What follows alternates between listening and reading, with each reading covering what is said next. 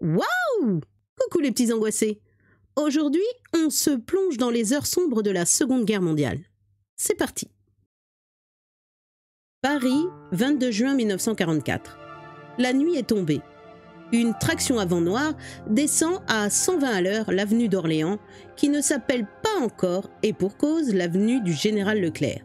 Le conducteur a un chapeau mou enfoncé sur le crâne et un des hommes à ses côtés lui passe une cigarette allumée dès qu'il a fini la sienne. Il a pour nom Pierre Loutrel, mais chacun l'appelle Pierrot le Fou, tout simplement parce qu'il a la gâchette facile. Il a été avant-guerre un des caïds du milieu et, à la défaite, comme beaucoup de ses semblables, il s'est mis au service de l'occupant. C'est ainsi qu'il dirige la Gestapo de l'avenue Foch, dont la réputation n'est plus à faire. Derrière lui, affalé au fond de la voiture, sous les pieds de deux complices armés, un homme gémit. Il a les doigts brisés, le crâne ouvert, le visage défiguré à coups de crosse. Il s'appelle Ricordo, et il sait qu'il va mourir. L'inspecteur Ricordo, à l'inverse de la plupart de ses collègues policiers, ne s'est pas mis docilement au service du gouvernement de Vichy et de ses représentants. Il a pris dès que possible contact avec la résistance et, vu ses fonctions, a été vite chargé de missions importantes. La plus périlleuse lui a été confiée il y a 1 an, identifier les collaborateurs français de la Gestapo de l'avenue Foch. Pour cela, Ricordo a fréquenté, sous prétexte d'enquête dans le cadre de ses fonctions, les cabarets où se réunissaient les agents ennemis. Il a vite repéré l'homme idoine, un certain Launay, aventurier sans grande cervelle, entré dans la police allemande par appât du gain.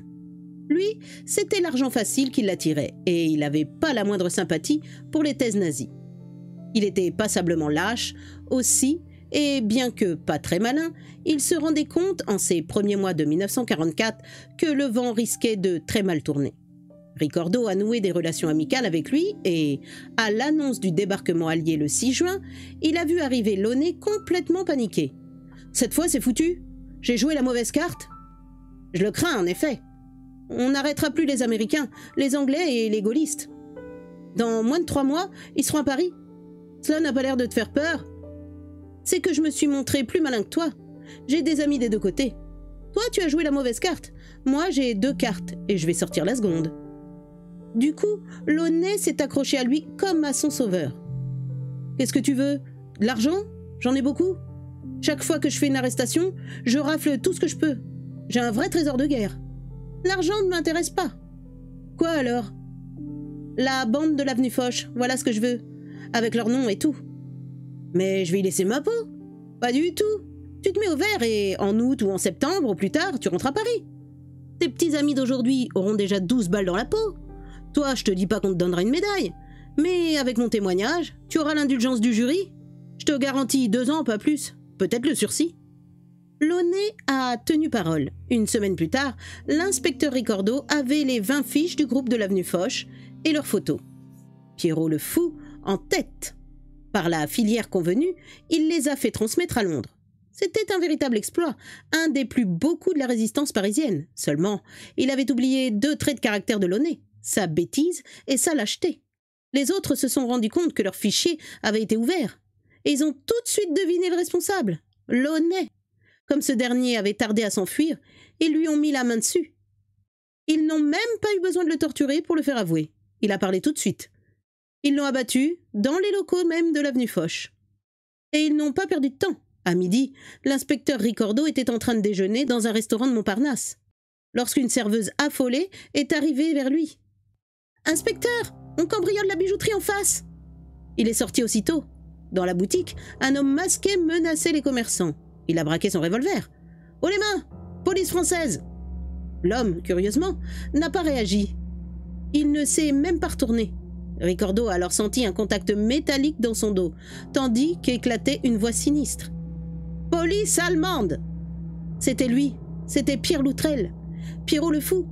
Derrière, il y avait d'autres hommes, avec des feutres mous. Il s'agissait d'un guet-apens. Loutrel a souri. « C'est gentil d'être venu, Ricordo.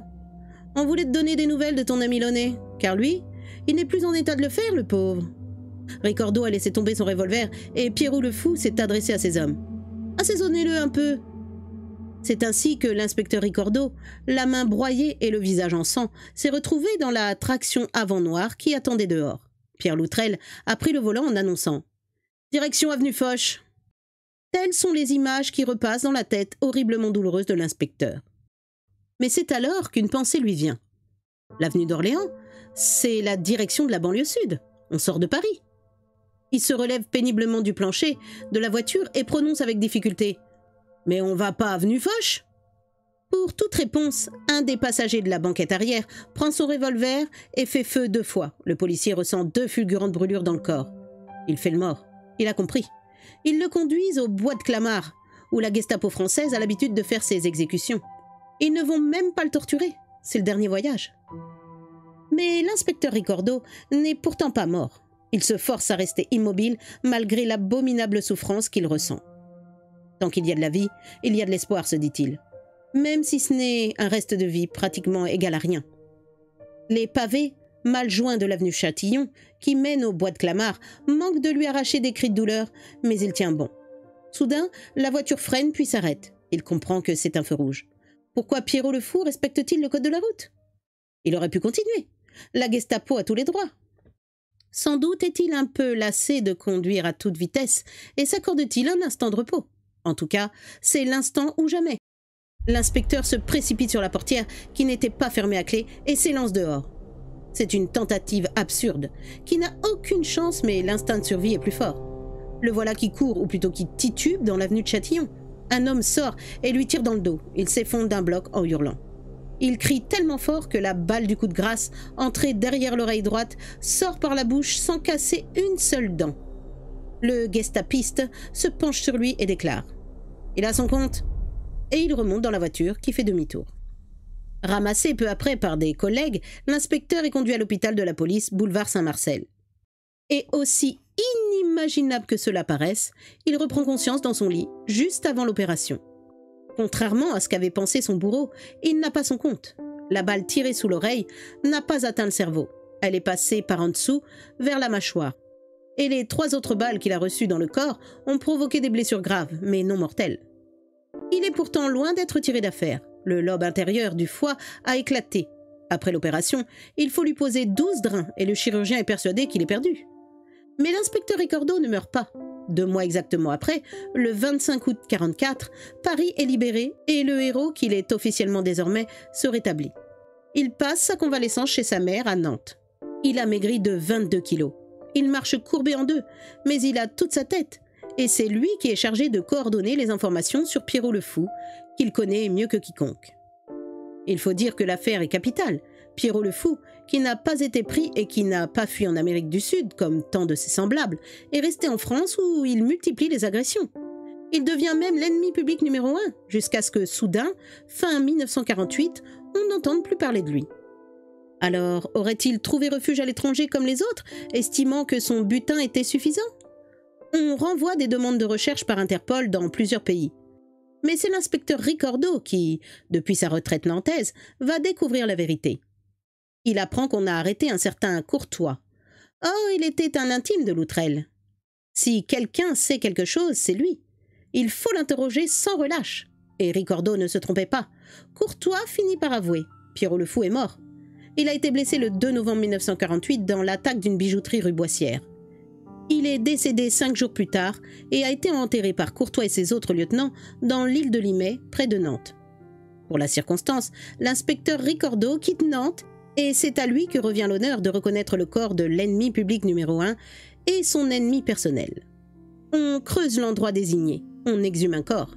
L'inspecteur se penche. C'est bien celui qui conduisait la traction avant noire, à 120 à l'heure, avec un chapeau mou sur la tête et une cigarette au bec. L'affaire Pierrot le Fou est terminée.